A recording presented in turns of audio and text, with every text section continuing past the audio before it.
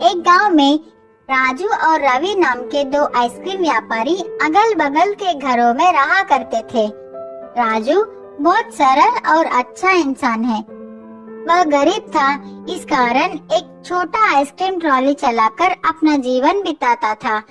रवि घमंड और ईर्ष्या स्वभाव का था। राजू की उस छोटे ट्रक को देखकर उसका मजाक उड़ाता था। हर दिन सुबह राजू और रवि आइसक्रीम बेचने अलग अलग रास्ते में जाते थे। स्कूल का समय होते ही दोनों वहां पहुंचते थे। स्कूल के सारे बच्चे राजू के पास ही आकर आइसक्रीम खरीदते थे।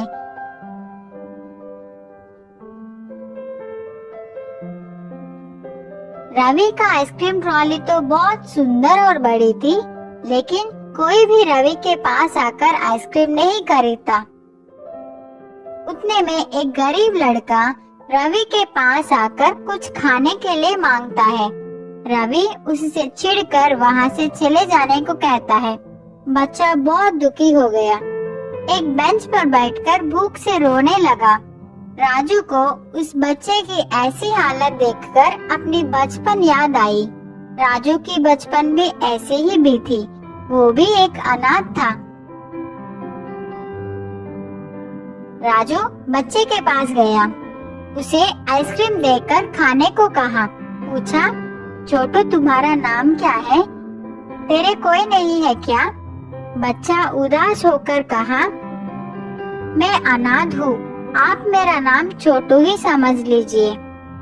राजू बोला, बेटा मैं तुम्हारा देखभाल करूँगा, तुम्हारी हर जरूरत को मैं पूरा करूँगा, स्कूल भी भेजूंगा, क्या तुम मेरे साथ चलोगे? छोटू बहुत खुश होकर राजू के साथ चला। इसी बीच में राजू अपने ट्रॉली का बात ही भूल गया। गर्मी की वजह से सारा आइसक्रीम पिघल गई। अब राजू भी कुछ नहीं कर सकता। उदास होकर छोटू को भी अपने साथ लेकर घर चला गया। आज तो छोटू आराम से सो गया, लेकिन राजू सोचता हुआ पूरी रात संकट में बिताई। अगले दिन सुबह रोज की तरह राजू आइसक्रीम बेचने अपने ट्रॉली को लेकर तैयार हो गया। छोटू से कहा, घर वापस आते समय मैं तुम्हारे लिए जरूरत चीजें लेकर आऊंगा। ऐसे कहकर राजू सोचता हुआ वहां से निकल पड़ा। राजू को रास्ते में एक मुनि नजर आए। राजू मुनि के पास जाकर प्रणाम किया।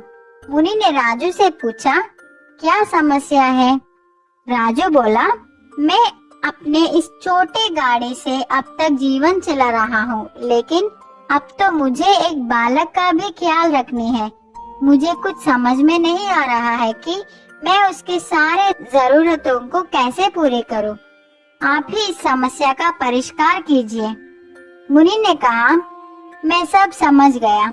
मैं तुझे एक बड़ा जादुई आइसक्रीम ट्रॉली दे रहा हूँ।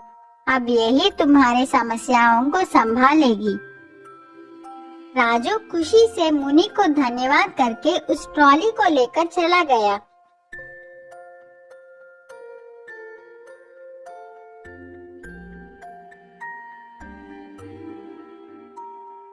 रास्ते में आइसक्रीम बेचता हुआ जा रहा था।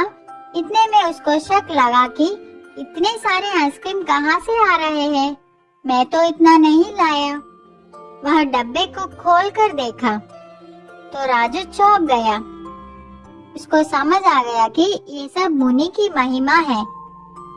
रोज की तरह राजू स्कूल के पास आ गया। रवि को राजू की इस नए ट्रॉली को देखकर जलन होने लगा। राजू को इस दिन अच्छा व्यापार हुआ, बहुत पैसे भी मिले। उन पैसों से राजू छोटू के लिए नए बैग, पुस्तक, कपड़े खरीदकर घर लौटा। छोटू बहुत खुश हो गया।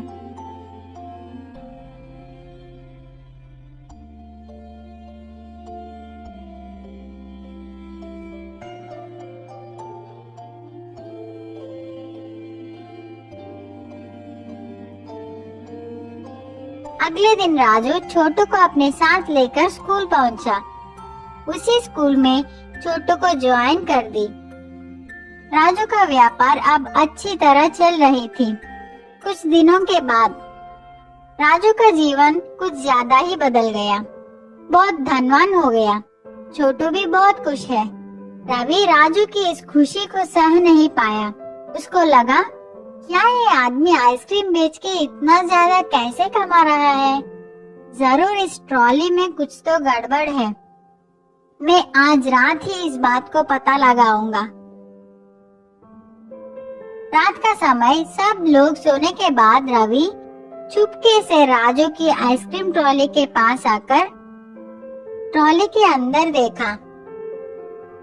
उसको तो खाली आइसक्रीम छड़ी दिखाई पड़ी, लेकिन शक के कारण रवि एक हथौड़े से मार मार कर उस ट्रॉली का सर्वनाश कर दिया। रवि को लगा कि कोई जाग गया है। वह तुरंत वहां से भाग गया। अगले दिन सुबह उठकर घर से बाहर आकर देखा तो वह चौंक गया। उसकी ट्रॉली तो टूट गई थी। रवि राजू की ट्रॉली को देखा। वह तो ठीक है। रवि अपना सर पकड़कर रोने लगा।